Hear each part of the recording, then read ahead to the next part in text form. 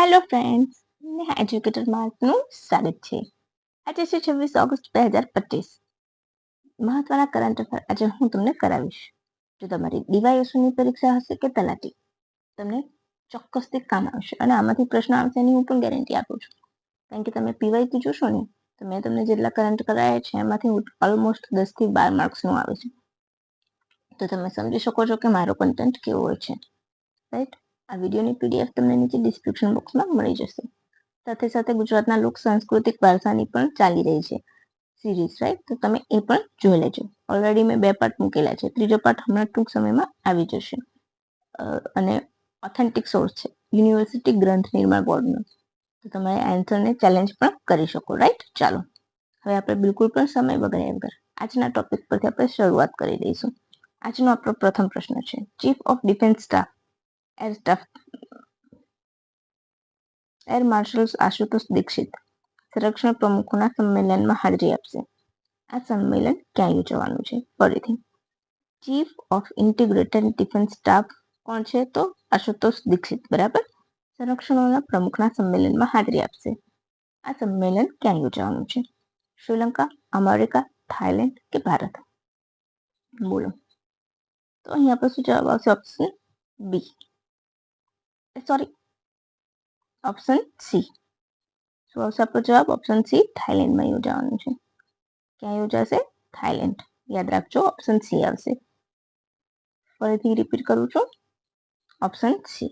આ કાર્યક્રમ United states Indo Pacific command અને રોયલ થાઈ સશસ્ત્ર દળો વચ્ચે યોજાશે.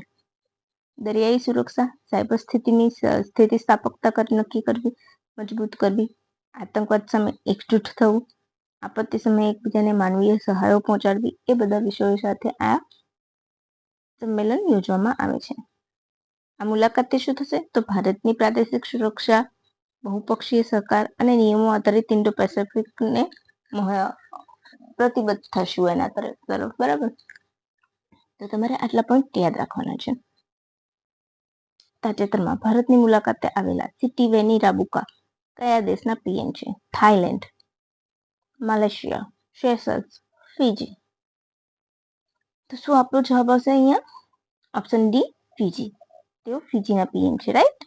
યાદ રાખજો. હવે તમારે મને ફીજી ક્યાં આવેલું છે એ કહેવાનું છે, રાઈટ? ફીજી ક્યાં આવેલું છે એ તમારે મને કહેવાનું છે. એ મેં તમને આજે કરાવ્યું નથી, બરાબર? ફીજી ક્યાં આવેલું છે એ મેં તમને કરાવ્યું નથી, તો તમારે મને એ કહેવાનું છે. તો બીજા કયા કરાર થયા છે? તો ભારતીય માનક બ્યુરો અને ફીજીના માનક બ્યુરો વચ્ચે કરાર થયા છે. ઇલેક્ટ્રોનિક્સ ક્ષેત્રે કરાર થયા છે. તબીબી ક્ષેત્રે કરાર થયા છે, બરાબર?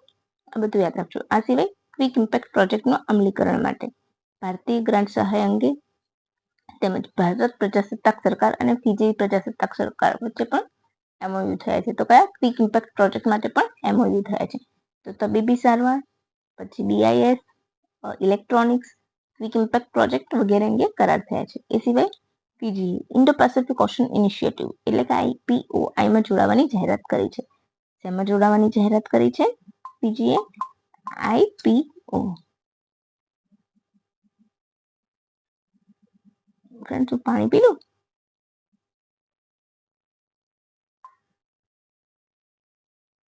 ચાલો, ફીજી શેમાં જોડાવાની જાહેરાત કરી છે? Indo Pacific ocean initiative. યાદ રાખજો, બરાબર? હવે આપણે મને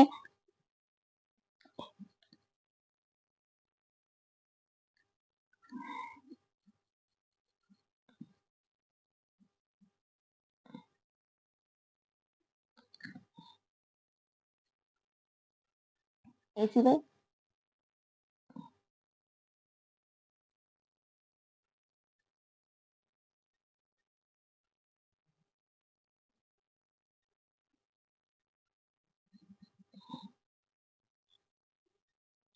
કન્ફ્રન્ટેશન ઓફ ઇન્ડિયન ઇન્ડસ્ટ્રી માટે કરાર થયા છે, બરાબર છે? એ પણ યાદ રાખજો. અચ્છા, એની સ્થાપના ક્યારે થઈ હતી આઈપીઓઆઈ ની?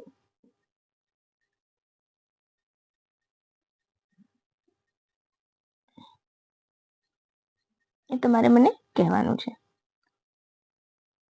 આપણે જે લુક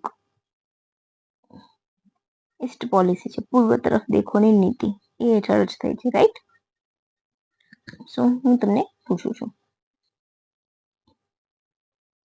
તો 2019 યાદ રાખજો, 2019 દરમિયાન એ લોન્ચ થયું હતું. શું? તો Indo Pacific ocean initiative.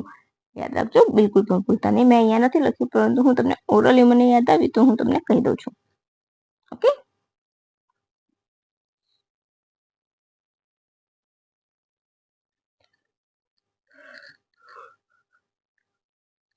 National bank four agriculture and rural development પણ ફીજીની બેંકોને મદદ કરશે. આટલા અગત્યના પોઈન્ટ તમારે યાદ રાખવાના છે.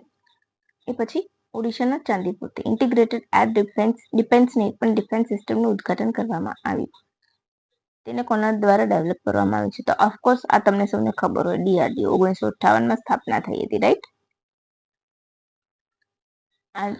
આ શું છે? ઇન્ટિગ્રેટેડ એર ડિફેન્સ સિસ્ટમ ભારતીય બનાવટનું છે. પ્રથમ વખત ફ્લાઇટ ટેસ્ટિંગ સફળતાપૂર્વક કરવામાં આવ્યું. મલ્ટીલેયર ઇન્ડિજિનિયસ સ્ટેક છે, જે સામેના મિસાઇલના બધાને તોડી પાડવામાં સક્ષમ છે. એટલું સિમ્પલી યાદ રાખજો. આની વધારે માહિતી આપશે એટલે હું તમને વધારે આપીશ. બીજું, રૂહ મેન્ટિક ગ્લોબલ સ્પિરિચ્યુઅલ ટુરિઝમ કોન્ક્લેવ ક્યાં યોજાયું? Right? Mental peace. Ujjain, Varanasi, Ayodhya, Haridwar. અને આ ક્વેશ્ચન આવનારી પરીક્ષામાં પૂછાશે. રોહુમેન્ટિક ગ્લોબલ સ્પિરિચ્યુઅલ ટુરિઝમ કોન્ક્લેવ ક્યાં આયોજન થયું 2025માં? રિપીટ કરું છું. બીજું રૂહ એટલે બીજું છે એટલે પહેલું પણ થઈ ગયું છે, તો આપણે બંને જોઈશું. બીજું, રોહુમેન્ટિક ગ્લોબલ સ્પિરિચ્યુઅલ ટુરિઝમ કોન્ક્લેવ ક્યાં યોજાયું? ઉજ્જૈન, વારાણસી, અયોધ્યા, હરિદ્વાર. તો અહીં આવશે આપણો જવાબ અયોધ્યા. પ્રથમ અયોધ્યામાં અને અત્યારે ઉજ્જૈનમાં. તો પ્રથમ આપણે શું પૂછ્યું છે? બીજું.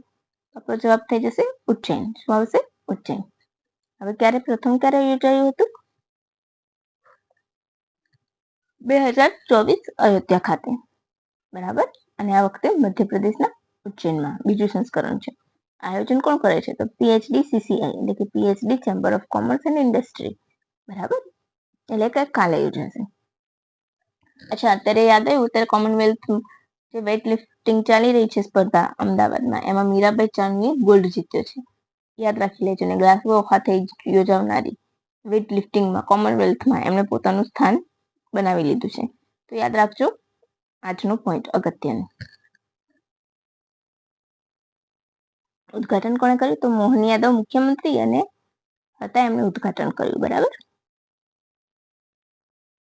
સંબોધન કોણે આપ્યું? તો ગૌરાંગદાસ પ્રભુએ. આ પ્રસંગે શું કરશે કે PHDCCI KPMG report faith and law managing funds in India sacred site બહાર પાડશે. એક પીસ ટાઈપનું છે, બરાબર. ગુજરાત રાજ્ય દ્વારા ડ્રગ્સ સામેની લડાઈ મજબૂત કરવા કેટલા નવા ANTF ખોલશે? 2, 5, 6, 8. બોલો કેટલા? તો અહીંયા આપણો જવાબ આવશે option C, 6. Right? Option C, 6. Gujarat સરકારે રાજ્યને ડ્રગ્સ મુક્ત બનાવવા માટે વધુ એક મોટું પગલું ભર્યું છે. એ મુજબ નવા 6 ઝોન ખુલશે. Anti narcotics task force, ANTF નું પૂરું નામ શું થાય? Anti narcotic task force. નવા 6 યુનિટ શરૂ કરશે. અમદાવાદ, ગાંધીનગર, બરાબર, યાદ રાખજો. વડોદરા, રાજકોટ, સુરત અને બોર્ડર એરિયા. તેનાથી શું થશે? તો ડ્રગ્સના વેચાણ, હેરફેર, ઉત્પાદન પર અંકુશ લાગશે, જે ઇમ્પોસિબલ વાત છે.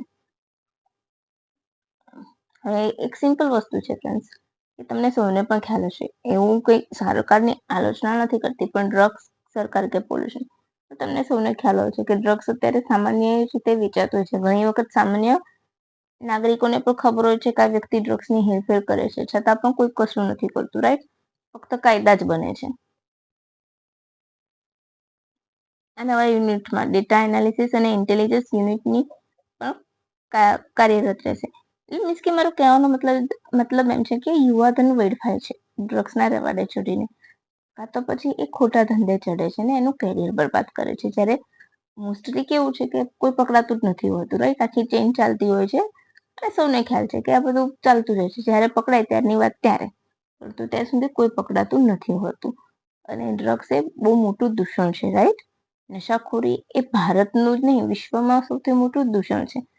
અને આપણે કહીએ તો પણ બધું ચાલતું જ હોય છે. એ સિમ્પલ વે છે. જસ્ટ હું તમને એમ કહું છું. એનડીપીએસની કાર્યવાહીને વેગ મળશે આનાથી. હવે NDPS narcotic drugs and psychotropic substance act 1985 બરાબર એની હેઠળ આવે છે અને 2021માં છેલ્લે તેમાં સંશોધન કરવામાં આવ્યું. હવે આજનું ટુડે સ્પેશિયલ, આજે ટોપ 5 પોઈન્ટ જ હતા બરાબર. નાના ટોપ 5 પોઈન્ટમાં મધર ટેરેસા, તો 26 ઓગસ્ટ એટલે મધર ટેરેસા એટલે એમનો જન્મદિવસ. 1910માં તેમનો આલ્બેનિયામાં જન્મ થયો હતો અને સપ્ટેમ્બર મહિનામાં 1917માં મૃત્યુ થયું. સિસ્ટર મારીના રૂપે ભારતમાં આવ્યા હતા અને દાર્જિલિંગથી ધાર્મિક શિક્ષણની શરૂઆત કરી. 1948માં બ્લુ સ્ટ્રીપ વાળી સફેદ સાડી આજીવન પહેરવાનો નિર્ણય કર્યો અને સેવાનો ભેખ ધર્યો. રાઈટ. 1950માં મિશનરી ઓફ ચેરિટીની કલકત્તામાં સ્થાપના કરી. 1951માં ભારતીય નાગરિકત્વ સ્વીકાર્યું અને આજીવન ભારતીય નાગરિક બની ભારતીયોના સેવામાં જીવન સમર્પિત કર્યું. ભારતની એકમાત્ર વ્યક્તિ છે જેમને 1962માં પદ્મશ્રી, રેમન્ડ મેક્સવેલ એવોર્ડ, 72માં ટેમ્પલ્ટન એવોર્ડ, 1970માં નોબેલ પીસ પ્રાઇઝ અને 1980માં ભારત રત્ન મેળવનાર હતા. કે આ 3 મોટા જે સન્માન છે બે એ અને પ્લસ એક ભારતનું સન્માન મેળવનાર એકમાત્ર વ્યક્તિ છે. મહિલા કહો કે વ્યક્તિ કહો, અને ખરેખર મને એમ થાય છે કે કેટલી મહાન લેડી હશે. એ લેડી વિશે આપણે વિચારીને તો અત્યારે આપણે બાજુમાં કોઈ રહેતું હોય ને દુઃખી હોય ને તો પણ આપણે હેલ્પ નથી કરતા, અને એમણે માનવ સેવાનો ભેખ ધર્યો. આવા મહાનુભાવો તો જીવનમાં ક્યારેક જ થાય છે. રાઈટ. બહુ સમય લાગે છે આવા મહાનુભાવોને થતા કે ખરેખર જેમણે સેવાનો ભેખ ધર્યો હોય.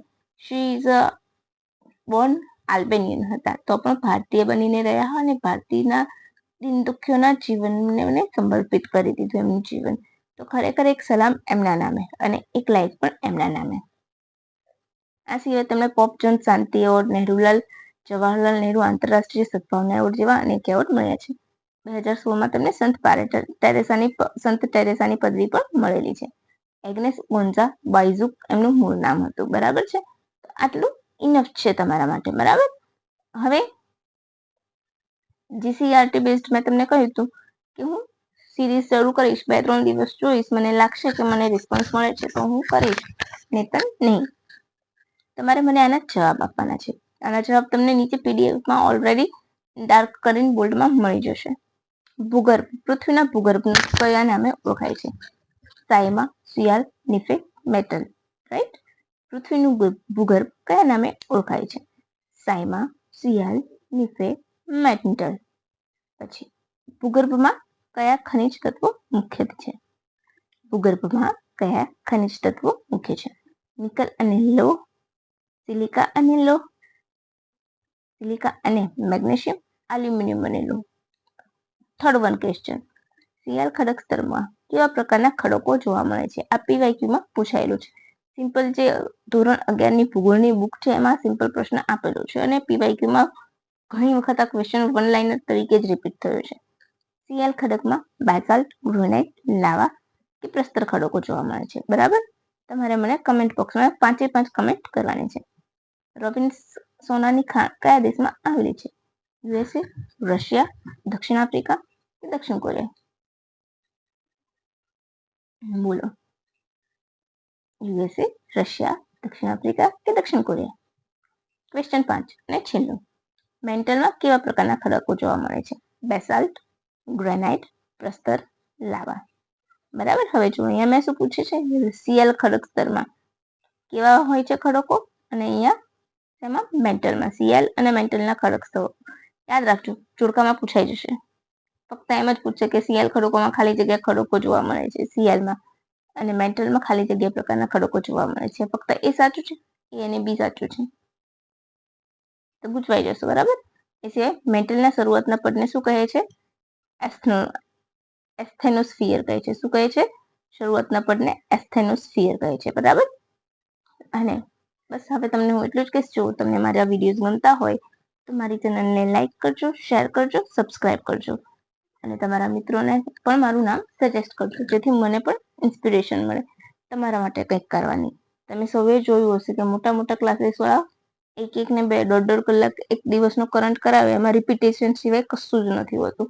ઘણીવાર તો એકને એક વસ્તુ મહિનામાં 5 વખત રિપીટ કરાવે છે, કારણ કે ઓલરેડી એ પ્રસ્થાપિત થઈ ચૂક્યા છે, એમને બધું મળતા જ હોય છે પૈસા, અને એ ફક્ત જે ફિલ્મના કન્ટેન્ટના નામે, સારા કન્ટેન્ટના નામે, રિવિઝનના નામે શું કરે છે, વિદ્યાર્થીઓનો ટાઈમ બગાડે છે. પણ હું એવું નહીં કરું, બરાબર? એટલા માટે આપણે અહીંયાથી જ સ્ટોપ રાખીશું. આ વિડીયોની તમને PDF 100% નીચે ડિસ્ક્રિપ્શન બોક્સમાં મળી જશે. અને આ જે ભૂગોળના 5 આન્સર છે એ તમે મને કમેન્ટ બોક્સમાં કમેન્ટ કરી દેજો. અને તમને PDF ડાઉનલોડ કરવાની હોય તો એમાં તમને ઓલરેડી આન્સર ડાર્ક મળી જશે. તો ચલો ફ્રેન્ડ્સ, હવે રજા લઈશું. Thank you for watching my video. By friends and have a good day.